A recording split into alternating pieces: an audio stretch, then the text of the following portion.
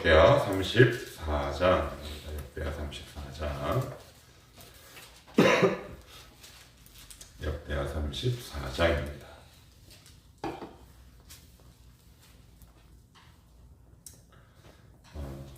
1절로부터 21절까지만 읽겠습니다. 34장 1절에서 21절까지 교독하면서 봅시다. 요시야가 왕위에 오를 때의 나이가 8세라 예루살렘에서 31년 동안 다스리며 여호와 보시기에 정직하게 행하여 그의 조상 다윗의 길로 걸으며 좌로나 우측지 아니하고 아직도 어렸을 때 곧 왕이 있은 지 8년에 그의 조상 다윗의 하나님을 비로소 찾고 제12년에 유다와 예루살렘을 비로소 정결하게 하여 그 산당들과 아세라 목상들과 아로 새긴 우상들과 부어 만든 우상들을 제거하여 버리매 우리가 왕 앞에서 아래 제단들을 헐었으며 왕이 또 그 제단 위에 높이 달린 태양상들을 짓고 또 아세라 목상들과 아로 새긴 우상들과 부어 만든 우상들을 바 가루를 만들어 제사하던 자들의 무덤을 뿌리고 제사장들의 뼈를 제단 위에서 불살라 유다와 예루살렘을 정결하게 하였으며 또 므낫세와 에프라임과 시므온과 납달리까지 사면 황폐한 성읍들에도 그렇게 행하여 제단들을 허물며 아세라 목상들과 아로 새긴 우상들을 바 가루를 만들며 온 이스라엘 땅에 있는 모든 태양상을 찍고 예루살렘으로 돌아왔더라. 요시야가 왕에 있는 지 18세에 그 땅과 성전을 정결하게 하기를 마치고 그의 하나님 여호와의 전을 수리하려 하여 아달랴의 아들 사방과 시장 마아세야와 서기관 요아스의 아들 요아를 보낸지라. 그들이 대제사장 hil기야에게 나아가 전에 하나님의 전에 헌금한 돈을 그에게 주니 이 돈은 문을 지키는 레위 사람들이 므낫세와 에브라임과 남아있는 모든 이스라엘 사람과 온 유다와 베냐민과 예루살렘 주민들에게서 거둔 것이라. 그 돈을 여호와의 전 공사를 반복하는 자들의 손에 넘기니 그들이 여호와의 전에 있는 일꾼들에게 주어 그 전을 수리하게 하되 곧 목수들과 건축하는 자들에게 주어 다듬은 돌과 연접하는 나무를 사며 유다 왕들이 헐어버린 성전들을 위하여 들보를 만들게 하니 그 사람들이 성실하게 그 일을 하니라. 그의 감독들은 레위 사람들 곧 무라리 자손 중 그 자손들 중 스가랴와 무슬람이라 다 그 일을 감독하고 또 악기에 익숙한 레위 사람들이 함께하였으며 그들은 또 목도꾼을 감독하며 모든 공사 담당자를 감독하고 어떤 레위 사람은 서기와 관리와 문지기가 되었더라. 우리가 여호와의 전에 헌금한 돈을 꺼낼 때 제사장 hil기야가 모세가 전한 여호와의 율법책을 발견하고 hil기야가 서기관 사반에게 말하여 이르되 내가 여호와의 전에서 율법책을 발견하였노라 하고 hil기야가 그 책을 사반에게 주매 사반이 책을 가지고 왕에게 나아가서 복명하여 이르되 왕께서 종들에게 명령하신 것을 종들이 다 진행하였나이다. 또 여호와의 전에서 발견한 돈을 쏟아서 감독자들과 일꾼들에게 주었나이다 하고 서기관 사반이 또 왕에게 아뢰어 이르되 제사장 hil기야가 내게 책을 주더이다 하고 사반이 왕 앞에서 그것을 읽으며 왕이 율법의 말씀을 듣자 곧 자기 옷을 찢더라. 왕이 hil기야와 사반의 아들 아이감과 미가의 아들 압돈과 서기관 사반과 왕의 시오 아사야에게 명령하여 같이요. 너희는 가서 나와 및 이스라엘과 유다의 남은 자들을 위하여 이 발견한 책의 말씀에 대하여 여호와께 물으라.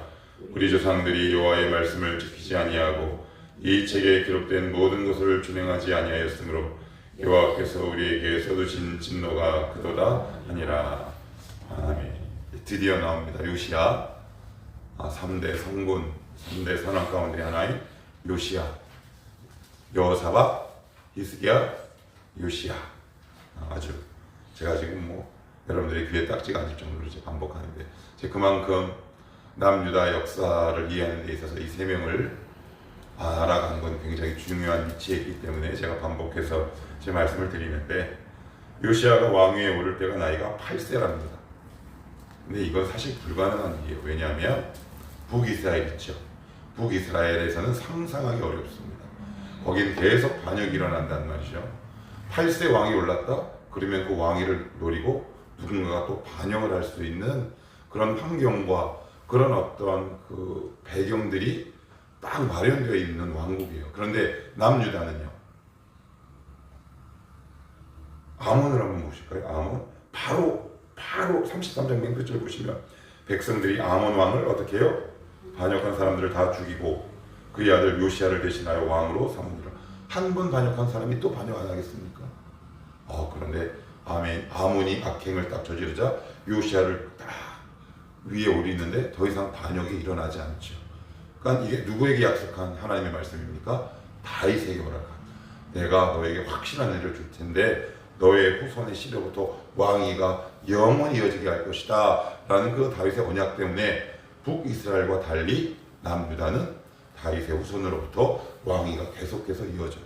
그러니까 8살의 왕위에 오르고 나서 무탈하게 끝까지 왕위에 오른다는 건 재임 기간을 충분히 누리며 살아간다는 것은 사실 불가능한 일인데 8세 왕위에 올랐음에도 불구하고 요시야는 왕위를 이어가게 된다.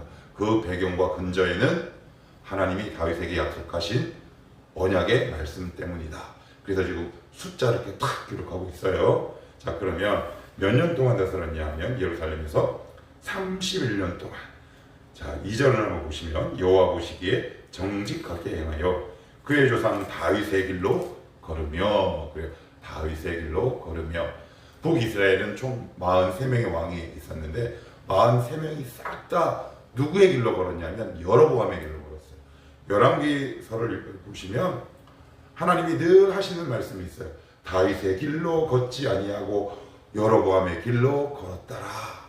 그래서 3대 선왕의 공통점이 뭐냐면 한 핵심이 있어요. 관통한 핵심 키워드가 다윗의 길이에요. 다윗의 길. 그런데 유독 요시야에게만 적용하는 표현이 있어요. 그건 바로 그 다음에 나오는 이 문장이에요. 좌우로 치우치지 아니하고. 아까 우리가 성경을 함께 교독하면서 읽을 때 우리 이중숙 집사님이 이렇게 읽었어요. 좌로나. 그죠? 근데 왜 이렇게 읽으셨을까요? 우리 유 집사님은 비밀을 알고 있는 거야. 여호수아서 1장 7절을 찾아봅시다. 비밀을 알고 계신 우리 유 집사님이 알고 계시는 거야. 웃으시네 진짜인데. 여호수아서 1장 7절입니다. 7절.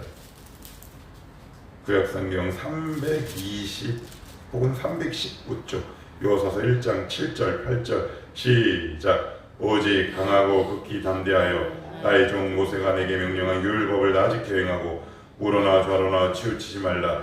그리하면 어디로 가든지 형통하리니 이 율법책을 내 입에서 떠나지 말게 하며 주야로 그것을 묵상하여 그 안에 기록된 대로 다 지켜 행하라. 그리하면 내 길이 편하게 될 것이며 내가 형통하리라. 그죠? 그러니까 우리 집사님 입술에는 좌로나 우로나 여기 익숙하셔서 이렇게 나온 거예요. 그러면 왜 요시야에게만 이 표현을 썼을까요? 다른 어떤 왕도 좌로나 우로나 좌우로 치우치지 아니하였다라는 기록을 한 왕이 없어요. 여러분 한번 차분차분 찾아보세요. 심지어 여호사밧도, 심지어 누구도요? 히스기야도. 오직 누구에게만 사용되는 표현이다? 요시야. 그건 무엇과 관계 있냐면 요시야 시대에 성전 안에서 율법을 발견했기 때문에 그래요. 여호사서 1장 7절 8절도 뭐라 그래요? 무엇을 지켜 행하면? 율법을 지켜 행하며. 그러니까 이게 무슨 얘기예요? 하나님의 말씀과 좌우로 치우치지 않는 삶은 연동된다는 뜻이에요. 이게 중요해요. 그러면 좌우로 치우치지 않는 건 뭘까? 저는 예전에 청년 때 이 말씀을 이렇게 이해했어요. 되게 인문학적이고 되게 평범한 의미로 이해했는데 이건 이거예요. 중도의 길을 걷는 거구나. 이쪽 사람 말도 듣고 저쪽 사람 말도 듣는 좀 유연하고 탄력이 있는 사람, 그 정도의 의미로 그 정도의 맥락으로 이해했는데 전혀 그런 말씀이 아닙니다. 무슨 얘기예요? 말씀을 묵상하다 보면 예를 들어서 말씀이 없어요. 근데 말씀이 없이 우리가 이렇게 길을 막 이렇게 가다 보면 수많은 다양한 선택지 가운데 우리가 놓여져 있단 말이에요. 그래서 왼쪽으로 가기도 하고 오른쪽으로 가기도 해요. 그걸 좀 구체적인 예를 들으면 제가 아주 한 10여 년 됐나? 제가 아는 후배가 불광동인가 거기서 이제 목사 안수를 받았는데 그쪽은 이제 쭉 가면 일산이랑 이어지는 길이란 말이에요. 목사 안수를 마치고 밥을 먹고 이제 돌아오는 길에 제 나름대로 부심이 있었어요. 길 부심. 왜? 내가 다녔던 길이기 때문에. 그래서 이제 내비를 탁 이렇게 쳤는데 전혀 예상하지 못한 길로 안내를 하는데 시간이 너무 짧은 거예요. 제가 아는 길은 불광 그쪽에서 부천까지 1시간은 넘어야 돼요. 더군다나 퇴근 시간, 토요일 오후. 짐작되시죠? 근데 42분인가? 39분인가? 제 기억이. 그래서 고개를 갸웃하면서 막 이렇게 갔어요. 그래서 가다가 한번 이렇게 딱 섰더니 갑자기 우리 아니가 그런 운전을 하는 아빠가 보기 안쓰러웠는지 요 녀석이 버럭 화를 내더라고요. 아빠 그냥 가. 내비가 시키는 대로. 막 그러는 거예요. 알았어. 근데 만약에 제 촉을 믿었다면 저는 그 교통혼잡이 극심한 서울 한복판에서 엄청 그런데 내비가 시키는 대로 가다 보니까 좌우로 치우치지 않고 빠른 시일 안에 안전하게 올 수 있었어요. 이게 바로 그 뜻이에요. 이쪽으로 가야 될까? 저쪽으로 가야 되나? 아니면 날아가야 되나? 아니면 멈춰야 하나? 아니면 돌아가야 하나? 수많은 선택지가 우리 인생 앞에 있잖아요. 그럼 말씀이 없으면 우리는 오른쪽으로 갔다가 왼쪽으로 갔다가 늘 비틀거리는 거예요. 그래서 사도 바울도 이렇게 지적하잖아요. 오직 너희는 술 취하지 말고 성령의 충만함을 받으라. 에이 무슨 관계가 있어요? 있지요. 술 먹으면 어떻게 해요? 비틀거린다. 왼쪽으로도 비틀, 오른쪽으로 비틀. 근데 성령은 말씀을 통해 우리의 삶을 좌우로 치우치지 않게 인도해요. 그래서 오늘 요시야에게는 좌우로 치우치지 않았다라는 표현을 쓴 이유는 무엇과 관계가 있다? 율법책과 관계가 있다. 오직 하나님의 말씀만이 우리의 인생을 좌우로 흔들리지 않게 하는 유일한 길이라는 거예요. 그래서 하나님이 누구에게도 여호수아에게 율법책을 묵상하여 거기에 기록한 대로 다 지켜 행하면 너희가 형통하리라. 자, 그러면 보세요. 율법, 치우치지 아니함, 형통은 늘 관계가 있는 거죠. 그래서 오늘 뭐라고 얘기한다? 말씀하고 있다. 2절 끝에 보시면 좌우로 치우치지 않았다. 그래서 한번 보시겠어요? 19절 한번 같이 읽어봅시다. 시작. 왕이 율법의 말씀을 듣자 곧 자기 옷을 찢더라. 왜 자기 옷을 찢었을까요? 이게 아니란 걸 안 거예요. 이건 아니구나. 내가 잘못 살았구나. 내가 지금 오른쪽에 있는 거구나. 성경에서 말하는 길이 아니구나. 나 지금 왼쪽에 있네. 말씀이 아니고 우리의 인생이 똑바로 가는 거 절대 할 수 없어요. 그래서 성경을 이렇게 얘기합니다. 카논이라고 얘기해요. C-A-N-O-N. 이게 뭐냐면 자라는 뜻이에요. 자. 줄 긋을 때 자가 딱 되잖아요. 우리 인생을 말씀이라는 자를 딱 대보는 거예요. 잘못됐네. 나 그럼 이 방향을 조금 더 오른쪽. 뭔가 이상해. 왼쪽. 그래서 말씀은 반드시 우리에게 필요한 것이다. 그러니까 요시야가 왜 옷을 찢었다고? 옷을 왜 찢어요? 회개하고 하나님 앞에 통회할 때 옷을 찢는다는 말이에요. 그러니까 율법을 딱 듣자 이거 내가 뭔가 잘못됐구나 라는 걸 알게 된 거예요. 그래서 요시야에게 어떤 표현을 쓰고 있다? 좌우로 치우치지 않았다. 그래서 우리가 매일 꾸준히 하나님 말씀 앞에 서야 하는 이유가 바로 이것 때문이다. 하나님, 저 이거 오른쪽으로 살짝 치우친 것 같아요. 기도하다 보면 하나님이 말씀하세요. 진성아, 너 이거 살짝 방향을 틀었는데 오른쪽으로 한번 가볼래? 여러분 인생이 이런 평가를 받는 귀한 인생이 되기를 축복합니다. 좌우로 치우치지 않는 인생. 오로지 그 말씀의 길을 따라 때로는 우측으로 살짝 치우치나 인생을 보고 말씀을 딱 듣고 바로바로 수정과 교정해 나가는 거룩하고 건강한 인생이 바로 저와 여러분이 되어야 하지 않겠습니까? 자, 또한 3절도 한번 보시면 이런 편이 나옵니다. 아직도 어떻게 해요? 어렸을 때. 아직도 어떻게 해요? 어렸을 때. 그럼 얼마나 어렸냐? 왕위에 있은 지 몇 년? 8년. 그러니까 왕위에 몇 년에 올라요? 몇 세? 8세. 8년이 지났으니까 몇 살이라는 거예요? 16. 8이 16. 그죠? 16살에 종교개혁을 합니다. 그런데 그것을 성경은 뭐라고 적고 있다? 아직도 어렸을 때. 신앙의 성숙도는 나이의 연배와 관계가 전혀 없다는 뜻이에요. 신앙의 성숙도는 얼마나 믿은 지 오래됐는지와 관계없다라는 뜻입니다.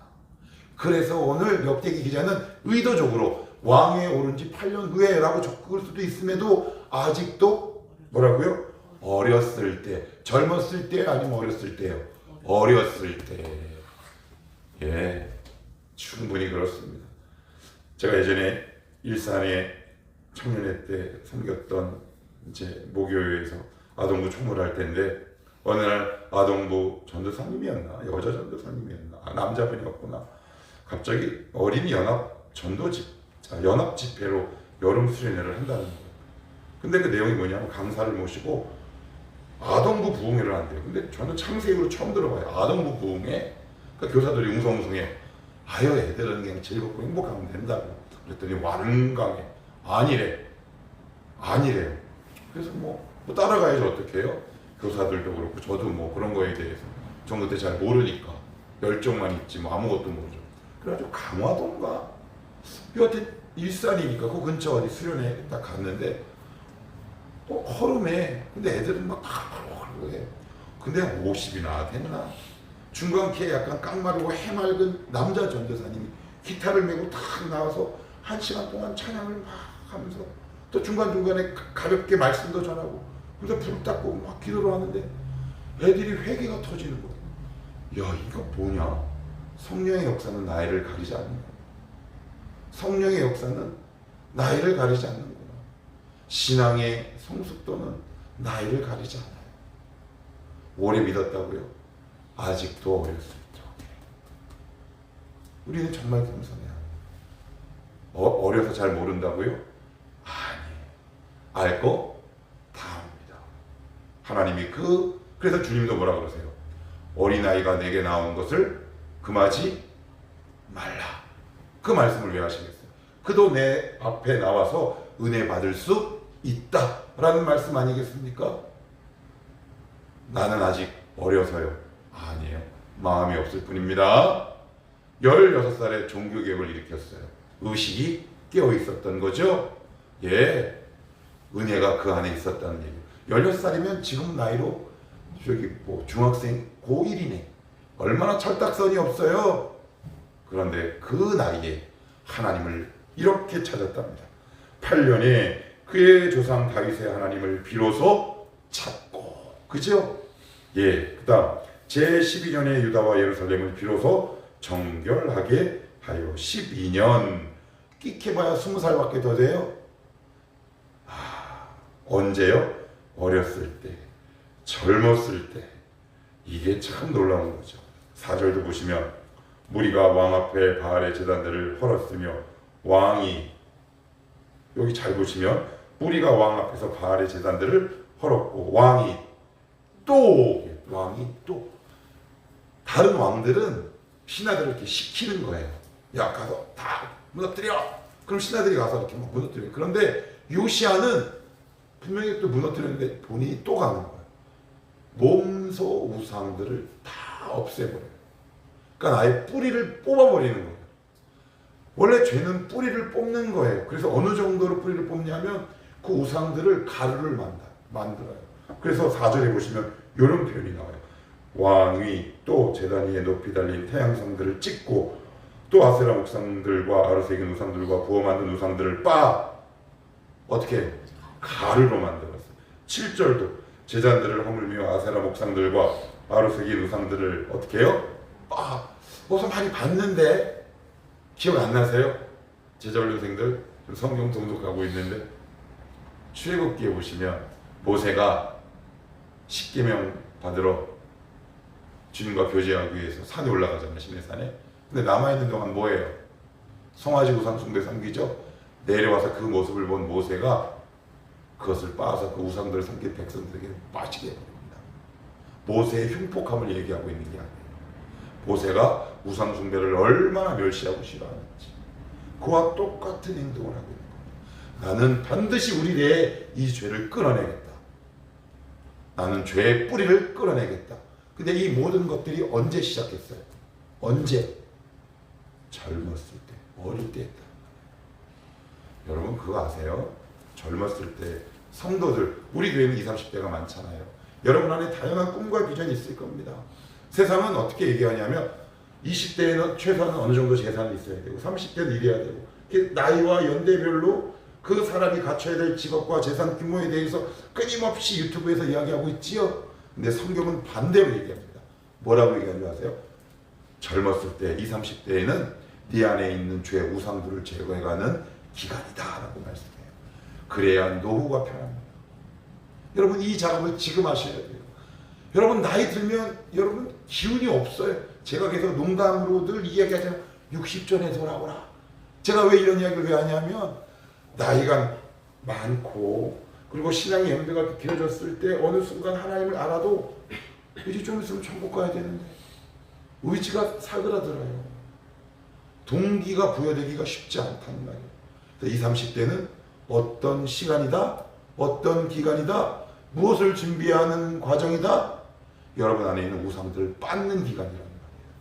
하나님 이것들을 빻게 하옵소서. 그럴 때 이 세상의 경쟁자들은 여러분들보다 저 앞에 가 있을 겁니다. 나는 신앙생활을 하고 참 지질이 공상인데 나는 지금 뭐하고 있나? 라는 자괴감도 들 수 있을지 몰라요. 기억하십시오. 하나님 그러한 자들을 높이십니다. 그러한 자들을 잘되게 하십니다. 너 나 믿고 20대 30대 네 안에 있는 죄들을 우상들을 빻아서 가루로 만들었니? 내가 너를 높이겠다. 여러분 이 작업하시는 거예요. 마지막으로 성경 한 구절 한번 찾아보고 오늘 말씀을 정리할게요. 사도행전 5장 가봅시다.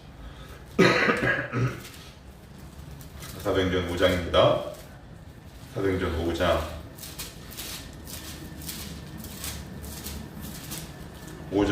6절 그리고 10절 5장 6절 10절 시작. 젊은 사람들이 일어나 시신을 싸서 메고 나아가 장사하니라. 10절 곧 그가 베드로의 발 앞에 엎드러져 혼이 떠나는지라 젊은 사람들이 들어와 죽은 것을 보고 메어다가 그의 남편 곁에 장사하니. 이게 무슨 얘기냐면 아나니아와 삽비라가 성령을 속입니다. 그래서 베드로가 그들을 저주하죠. 그래서 둘 다 죽어요. 그래서 맨 처음에 누가 딱 죽냐 하면 누가 죽냐? 아나니아가 먼저 죽습니다. 그랬더니 누가 그 시신을 메어나가? 젊은이들이. 근데 이게 이상한 거예요. 두 가지가 이상해요. 그냥 사람들이라고 해도 돼요. 그죠? 그 두 번째 뭐가 이상하냐? 동서복음을 막론하고 장례식을 주관하는 사람들은 젊은이들이 아니라 나이 먹은 사람들이 주관해요. 그런데 오늘 의외의 것을 성경은 기록하고 있는 거예요. 그것도 두 번이나 반복해서. 뭘 담고 있어요? 젊었을 땐 죽음의 기운을 옮겨가는 시간이다. 너희는 젊었을 때 반드시 죽음을 가져오는 것들을 네 어깨에 메고 나가 이 땅에 장사하라. 그 말씀을 하고 있는 거 아닙니까? 이 작업을 우리가 게을리하면 여러분들 그 남아있는 죄의 찢기와 흔적 때문에 나이 먹어서 고생합니다. 그러면 어떨 때? 지금 병신이 이때. 어떨 때? 지금 요 30대 이때. 하나님, 제가 하나님의 복을 받기에 합당한 그릇으로 지금 성결하게 준비하게 하옵소서. 죽음의 기운과 죽음을 갖고 오는 이 죄악의 씨앗들을 제 어깨에 메고 나아가 장사하게 하시고 그것을 가루로 빻게 하옵소서. 언제 하는 거다? 젊었을 때. 젊었을 때 하십시오. 젊었을 때 하셔야 합니다. 그래야 그 죄의 결과를 나이 먹어서 경험하지 않을 수 있어요. 이제 여러분 이제 뭐 준비하시겠습니까? 세상은 끊임없이 우리에게 속삭입니다. 너 이렇게 살면 세상이 뒤처져. 일순간 뒤처질 수 있죠. 남들은 예전에 제자 훈련하다 보면 이런 이야기를 저는 수도 없이 들었을까요, 안 들었을까요? 이 상당한 고민들. 목사님, 제가 이렇게 세상에 나가서 하면 제 친구들은 지금 어느 정도 모았고 주식은 얼마고 뭐 비트코인 얼마인데 저는 요거밖에 안 돼요. 그러면 친하면은 바로 머리를 한 대 때려버립니다. 친하면. 근데 안 친하면 속에 올라온 건 참고 그래 조금만 참아보자 이렇게 얘기합니다. 이제 우리 교회 청년들은 다 친하니까 이런 얘기를 하면 제가 어떻게 한다? 바로 뚝배기입니다.